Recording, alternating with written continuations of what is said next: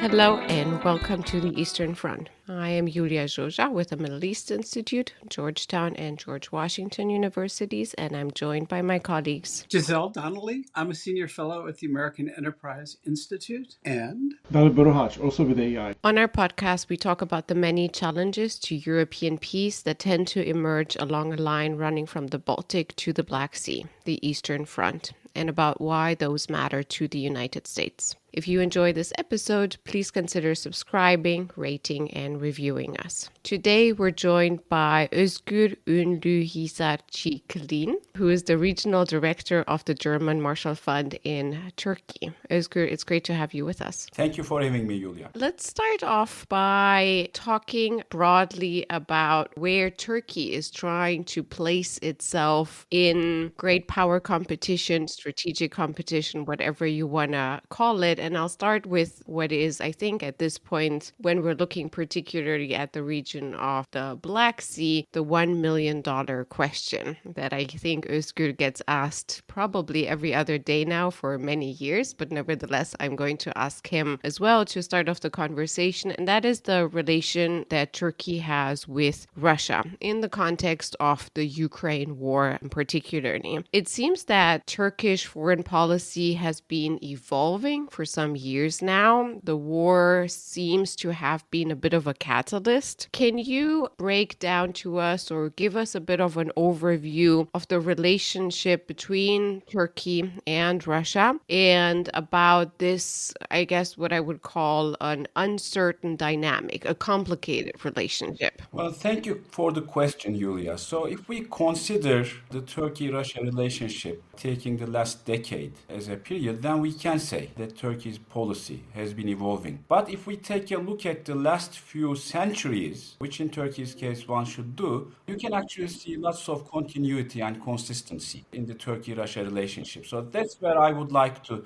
start with. Because there is a historical pattern in the Turkish-Russian relationship, dating, of course, from the Ottoman and Russian empires. So this has always been a relationship that has been characterized by competitive cooperation. So Turks and Russians compete at times, and sometimes the competition may be violent, with Russia winning in the end. They can cooperate at other times, and then they can shift from competition to cooperation very quickly, and then at other periods they can compete and cooperate at the same time. So this is the historical pattern. But then if we try to understand what are the drivers of their nature, of their relationship at a particular period, we see that when both countries are excluded or targeted by the West, they draw closer to each other. But when either one of them, which is usually Turkey, has a better relationship with the West, they draw apart from each other. I will give an example from a century ago, actually. So after the First World War, when there was a war of independence in Anatolia, and when the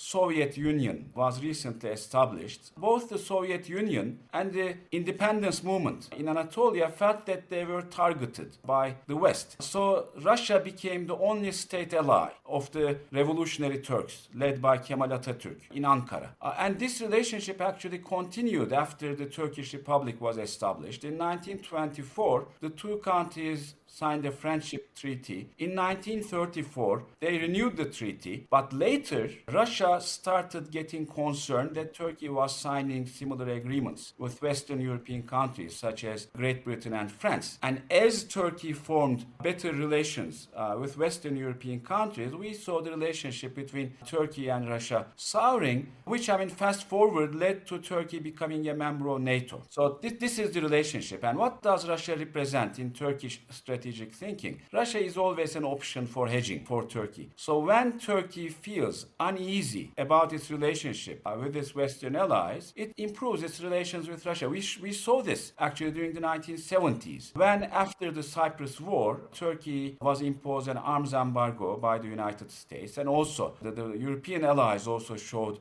negative reactions to Turkey. And this was a time when Turkey was trying to industrialize, and the United States refused assisting Turkey in its industrial industrialization efforts, suddenly Moscow showed up on Turkey's doorstep and said, we can help you. So during the 1970s, which was détente years anyway in general, but Turkey was much more enthusiastic about détente than any of the other NATO allies. And in those years, Turkey's heavy industrial infrastructure was built by the Soviet Union, by Soviet engineers, funded through Soviet financial instruments. But this was not a problem for the United States because this was not contrary to Turkey's strategic positioning. Of course, the problem is when the Turkey-Russia relationship actually starts to contradict Turkey's treaty commitments. I wonder if I could ask you a question about Turkey's domestic politics. You've written about the subject at numerous occasions, and it strikes me that it's fair for an outside observer to look at Turkish elections and conclude that they might not be fair, but they are still quite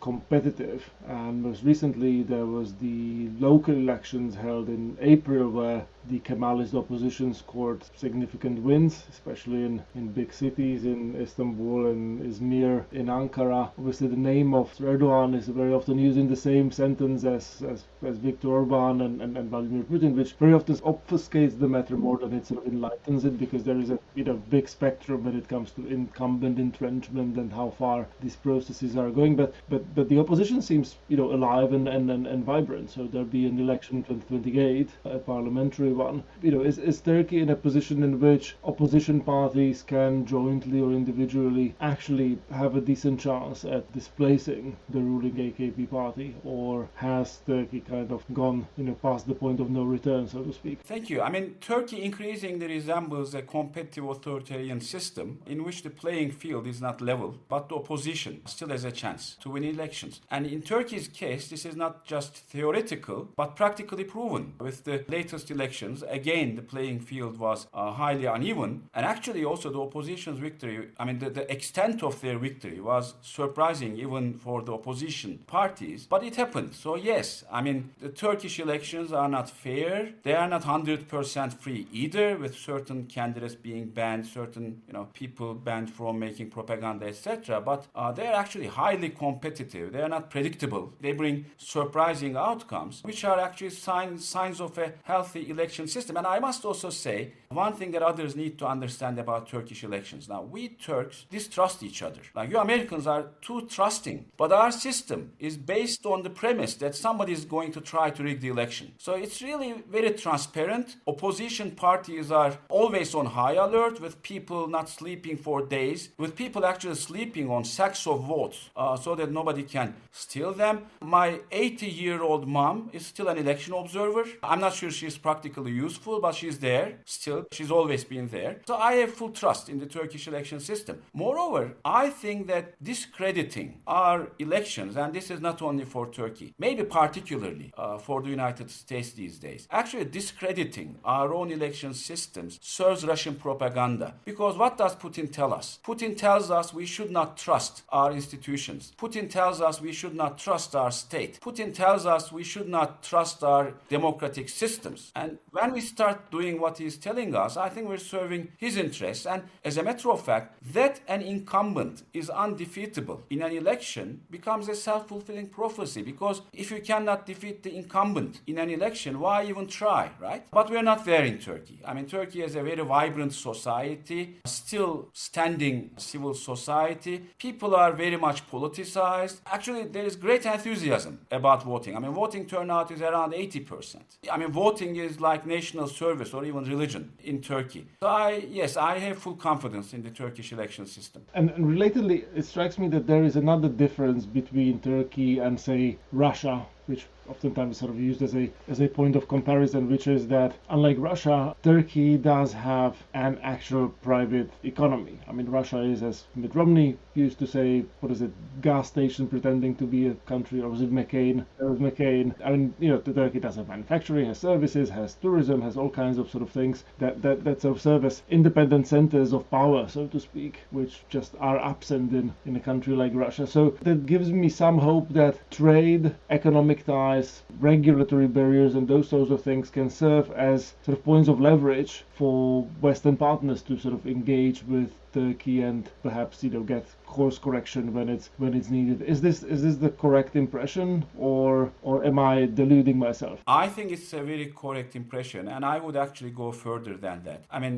in Russia, citizens are ready to give up a lot of their liberty and actually prosperity in return for a little security, right? In Turkey, Turkish citizens are not willing to do that. And certainly when it comes to prosperity. So Turkish citizens, yes, expect their country, their government to deliver security, but they also expect the government to deliver prosperity, and also they expect the government to not meddle with their private lives. And there's a price to be paid when a government does that. I mean, 2 decades ago, different Turkish governments were meddling with the private lives of religious conservative Turkish citizens. And they paid actually a huge price. So basically, those parties had no impact on the Turkish society anymore for 2 decades. They are now recovering as the Turkish opposition parties, and they have learned their lesson, and they are respectful to individual citizens' private lives. It seems that, the governing parties are now less respectful to the private lives of some of Turkish citizens, particularly the secular ones, of course. If we could return to security questions for a second, and in particular NATO, which is about to celebrate its 75th birthday here in Washington next month. I wonder if you could sort of give us a general assessment, both of how President Erdogan, but also Turkish elites in particular, sort of now regard the alliance, and how we Americans or outsiders should read the previous accession round, whether the Turks feel they sort of got their fair due and consideration, say, from Sweden's joining the alliance, how Turkey would feel about further alliance expansion, because it would be very much focused on southeastern Europe and the Black Sea, Turkey's backyard, so to speak. And again, just if you can forecast how you think the country might respond to NATO reemerging as the central, security organ across the European continent and reaching, toward the Caucasus, etc. So I know it's a long and involved question, but I would very much appreciate your take on these things. Yeah, I mean, there are times when I try to circumvent questions. But with this one, I have very, very clear. Turkey is 100%, if not 200, in favor of Ukraine's membership to NATO, and also Georgia's, by the way. Subsequent Turkish governments have made this very clear. This position has not changed. President Erdogan has recently announced this again, that Turkey is supportive of Ukraine's NATO membership. Turkey actually had no problem in principle about Sweden and Finland becoming NATO members. Turkey had concerns about Sweden's policies towards countering terrorism, which actually Sweden itself was, beginning to fix for its own security concerns, by the way. So Turkey used Sweden's NATO membership to sort those issues out. And now actually there's a very vibrant and positive relationship between Turkey and Sweden as well. And do Turks criticize NATO? Yes, I mean the Turkish elite. But when the Turkish elite criticize NATO, they criticize it from within. Unlike, for example, when Turks criticize the European Union, they criticize it from without. And one thing that Turks realize once again with Sweden's NATO membership is that nothing happens at NATO without Turkey's vote, right? It's a unanimous voting system. So this is a unique example where Turkey has an equal standing with other Western countries in a platform, which is also politically very valuable for Turkey. But one may ask, why is Turkey so enthusiastic about Ukraine's NATO membership? Is Turkey being more kingly than the king? For its own sake, basically for its own sake, so that in the long run, Turkey can counterbalance Russia in its region more easily. So for Turkey, Ukraine is a strategic partner. This is why, for example, Turkey has set up a drone factory close to Kiev. It's not just about this war. Of course, it will play a role in this war as well, but this is a long-term relationship. While Turkey is setting up a drone factory close to Kiev, Ukraine is actually providing engines to some of Turkey's drones. We will see the Turkish and Ukrainian defense industries collaborating ever more closely in the future. Ukraine is also an important trading partner for Turkey, and the more Ukraine prospers, the better for Turkey's trade relationships. Ukraine is actually similar to Turkey in a way, on the peripheries of Europe, in Europe, but not part of the European Union, but not such a small actor that it doesn't matter either. So Turkey understands Ukraine. Ukraine understands Turkey. And both countries are bordering Russia, which of course is nothing small. So there is no doubt that Turkey is 100% in favor of NATO expansion, particularly when it comes to Ukraine. If I could ask just a real quick follow-up, I'd like to drill in a little bit on the Black Sea in particular. Pacts like the Montreux Convention and so on and so forth has been an important element in Turkish security for a long time now. But the changing character of warfare at sea, and particularly in smaller enclosed seas, where we see the Ukrainians basically able to drive the Russian Black Sea fleet away from the Western Black Sea and resume their grain exports back to the pre-war level, so on and so forth. I just wonder how Turkish thinking about the future of the Black Sea is maybe changing as a result of this experience. Let me couple a similar question here to Giselle's and also ask, because you brought up Ukraine in the context of NATO, also ask about within these geographic limits or this geographic situation, I'm wondering how Turkey or the Turkish decision makers, elites, see their desired end of the war. What is, from the Turkish perspective, the, if we can call it ideal, the desired way in which this war can and should end? I mean, first of all, we should not think that Ankara is complacent about the Russian threat and how it would grow in case Russia ended the war on its own terms. First of all, Turkey is aware of this. And Turkey is also aware that it will have a harder time counterbalancing Russia, particularly in the Black Sea, if Russia keeps what it has already occupied. Ukraine has crippled the Russian Black Sea Navy, but once the war is over, it's a matter of a year for China to revive the Russian Black Sea fleet. We should not have any disillusions about this. But there is another aspect of the Black Sea that we should not miss. The Black Sea is not very friendly for surface vessels. I mean, Ukraine has proven it, right? Like, surface vessels are very vulnerable from all domains of warfare in the Black Sea. It's very narrow. So if Turkey is going to counterbalance Russia in the Black Sea, it will be with submarines. Now, there are 3 NATO allies with presence in the Black Sea: Turkey, Bulgaria, and Romania. Bulgaria and Romania don't have substantial Black Sea fleets. For now, I think they should, and we should all help them build their Black Sea submarine fleets. But for the time being, it's Turkey. The Turkey submarine fleet is substantial, and Turkey can counterbalance Russia for now. But the problem is the Turkish submarine fleet is also becoming outdated. It needs renovations. And let me take advantage of this platform to also make the point that limitations on defense sales to Turkey prevent Turkey from upgrading its submarine fleet, which is contrary to NATO's strategy in the Black Sea, and I think should be considered. Now, when it comes to Montreux, first of all, from Turkish perspective, Montreux is one of the sovereignty constituting treaties that's in addition to Lausanne that Turkey signed. And Turkey is very sensitive about its sovereignty, not very dissimilar from the United States. So Turkey will not reconsider Montreux under any circumstance. So I think we should just keep that as a basic assumption that Turkey will continue implementing the Montreux Convention. And by the way, it's good that Turkey is like, so for example, when did Turkey block the Bosphorus using the Montreux Convention? Well, when actually Ukrainian military intelligence, probably informed by other military intelligences, informed Ankara that Russia is preparing to bring new ships from the Syrian theater to the Black Sea to put naval pressure on Odessa, and they also informed that Odessa may not be able to hold if this happens. On the same that Ukraine gave this information, Turkey blocked the Bosphorus with the authority that Montreux gives Turkey. So we should also understand that Montreux Convention is in favor of NATO's strategy. Also, I would also like to bring your attention to the fact that NATO allies are also very much concerned about being dragged into this war. Like, we're concerned about being dragged into this war when giving certain weapons to Ukraine. So what makes us think that actually NATO allies would like to send their warships into the Black Sea, which could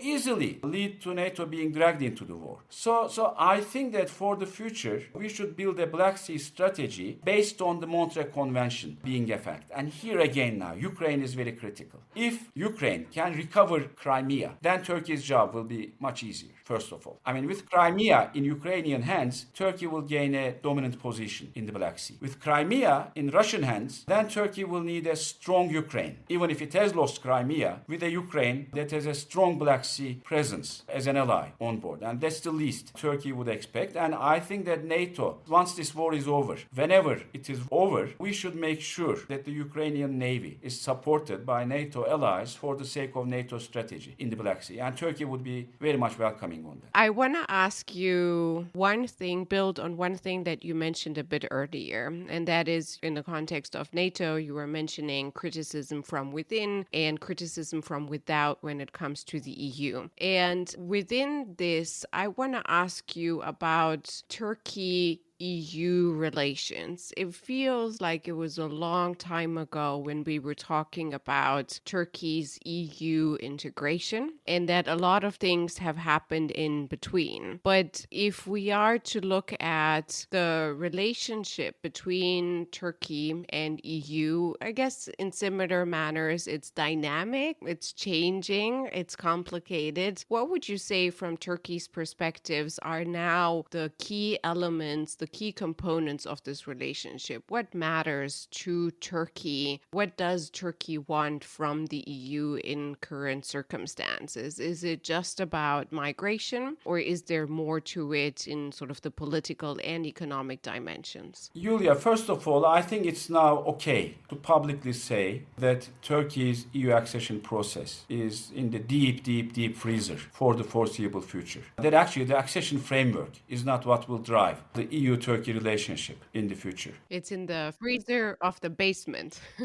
I mean, as they say, this Turkey will never become a member to this European Union. And I cannot imagine another Turkey and another European Union. But having said this, Turkey does value the economic, trade and investment relationship it has with the European Union. The European Union is by far Turkey's most important export market. By even a higher margin, is the most important source of foreign direct investment to Turkey and also a source of know-how transfer. So there is no doubt about that. But Turkey is also trying to diversify that. So Turkey is also hedging on the economic domain, and Turkey is trying to identify new trading partners and investing heavily in Africa, because Africa will be the driver of global demand in the upcoming decades, and Turkey wants to take some share of that. Turkey also was targeting the Middle East, but given the turmoil the Middle East is in, it's not a very attractive market for Turkey. But Turkey is also reaching out to Central Asia and beyond and wants to open the middle corridor. Also, these are important. But what is most crucial for Turkey and the European Union is the European security architecture.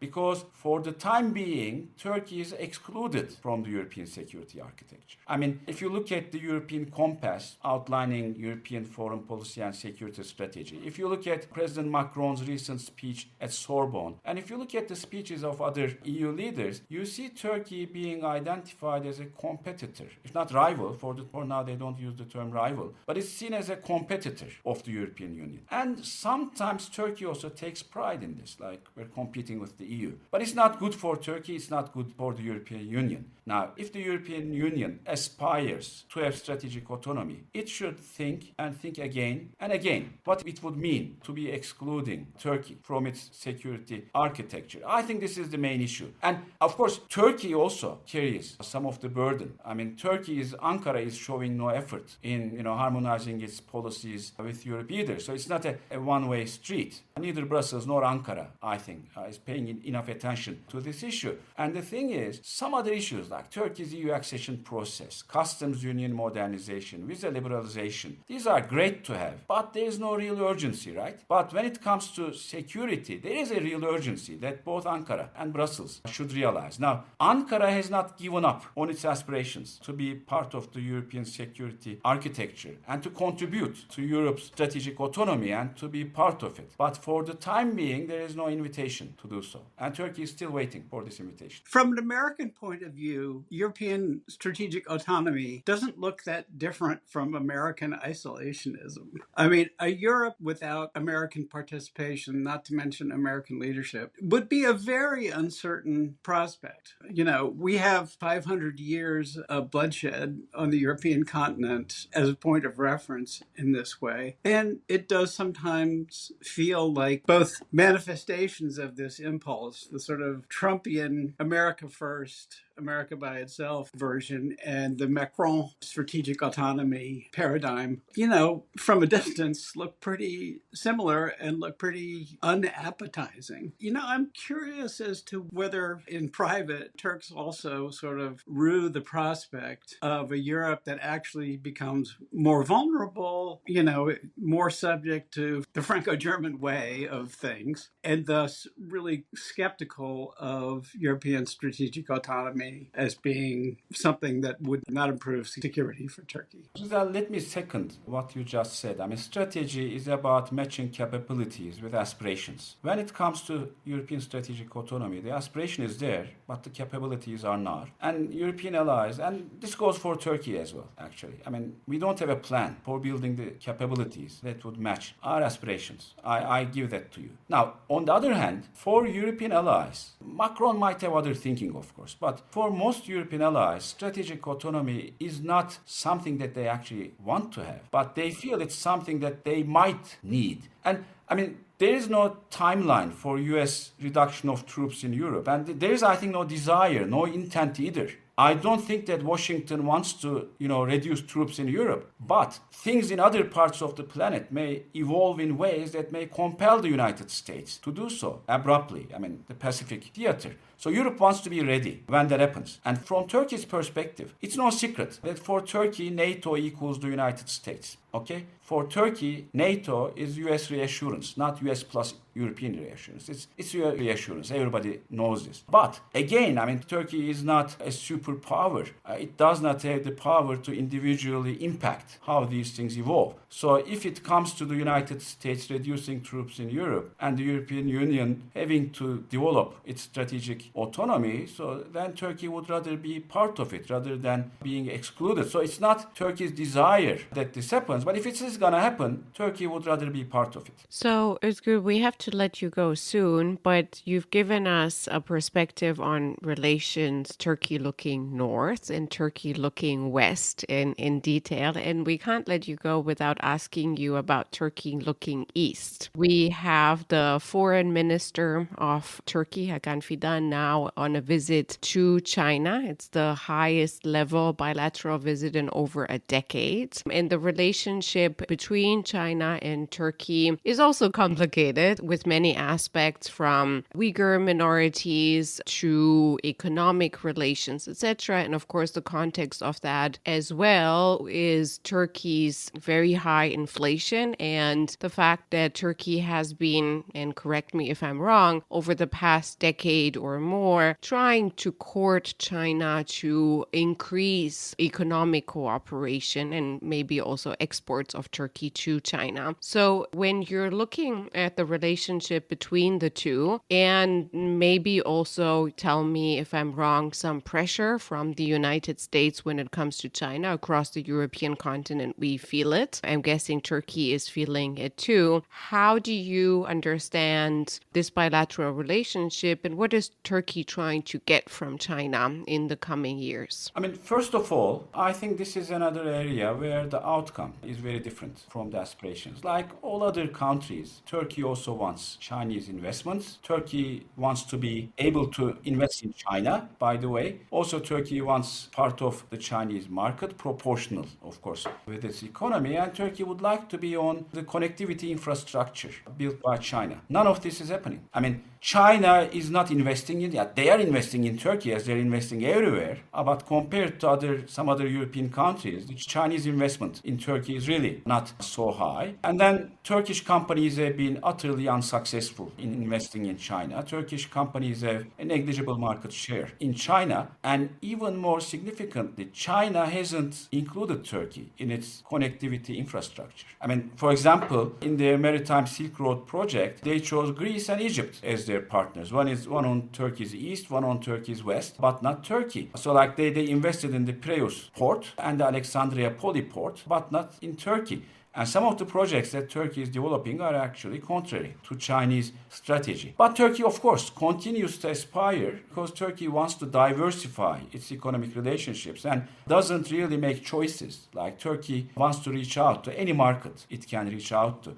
And it's also interesting, like Turkey wants to be associated to all regional groupings it can be associated with, even if it's very far away from that region. This is part of Turkey's diversification effort. Let me just very quickly, before Giselle jumps in, ask you about the projects that are contrary to Chinese infrastructure projects cooperation. What do you mean by that? But for example, the Middle Corridor, let's say, which would be mainly under the control of Turkic states. This is one example that would connect Central Asia to Europe via the Caucasus, for example. Well, that's what I was going to ask about Central Asia, which seems also in a period of great flux. Looking back over the last couple of decades, I mean, especially during the early years of the Erdogan rule, there was a lot of emphasis on the Turkic people of Inner Asia. You now have the Chinese clearly trying to exert influence there, but you have the Uyghur question, which the Chinese regime is not very friendly to Muslim people. And now you have the Russians in particular, who, obviously tried to retain influence there, but in the wake of the recent bombing have revealed their deep sort of racial hatred of Central Asians and Muslim, made them the boogeymen for things that are wrong, and taken a strong anti-immigrant or anti-Muslim stance. How do you see that ferment sorting itself out there? And I'm particularly interested in how the United States might be able to support moves to try to at least retain as much independence for the Central Asian states, regardless of their own internal political problems. It's better that they not come under the thumb of China, or that the Russians not reassert their dominance over that region. What do you reckon about all that? I think if we have realistic aspirations in Central Asia, there is a good chance that we can achieve those. And when we say we, I don't mean Turkey and Western allies. And I think it's important that we keep our aspirations realistic. China will always be the most important economic actor in Central Asia. And when I say always, in the foreseeable future, of course. Russia will always have, in the foreseeable future, political inroads into Central Asian political systems. But Central Asian republics don't want to be politically dependent on either. And Turkey is providing them with a lifeline, actually, with the Council of Turkic States. The Council of Turkic States, which recently came under spotlight, is actually below the threshold, playing a very important role in cultural convergence between these countries. I mean, it's not a small thing that they all started using the Latin alphabet, for example. It's no small thing that Kazakhstan's president now prefers to speak in Kazakh when he's speaking to Putin, as opposed to the Russian, which he speaks like a native. But he's making the point of speaking Kazakh. These are important developments. But we also need to provide them with economic benefits. And this economic benefit would primarily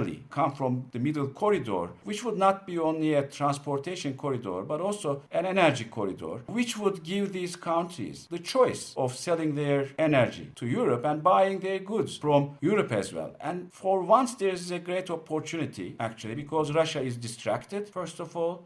So at least for a while, Russia cannot pay attention to what they are doing. But also, it's very interesting. Like for the Ukraine war, Russia was pressuring Turkmenistan to send its gas east so that it could monopolize the European market. But now Russia cannot sell to the European market, so they want to actually monopolize the Chinese market. So they're telling the Turkmens, don't go east, go west. Like they were telling them to go east, now they're telling them to go west. And Turkey has very strong relationships with all of those countries, and the Council of Turkic States actually provides a one-stop shopping opportunity for Western countries wanting to do business with these countries. So I think this is the direction towards which we should be thinking. And of course, I mean, it requires its own podcast maybe, but the Azerbaijan-Armenia peace treaty, which is over the horizon, will actually provide us with new opportunities for realizing all of these aspirations. We always need podcast fodder, so you'll have to come back and school us on this some more. Yes, this is the perfect segue to look forward to another episode, hopefully soon, with Özgür joining us. But for the first time here, thank you so much for having joined us and given us not a complete tour, because we still have to go east into Central Asia, Caucasus, and Iran, but almost a 360 degrees tour. So thank you so much for joining us. Thank you. Thank you for having me. And thanks to everyone who's listening. From me, Yulia Joja, and my friends, Giselle and Dalibor, thank you for listening to the Eastern Front.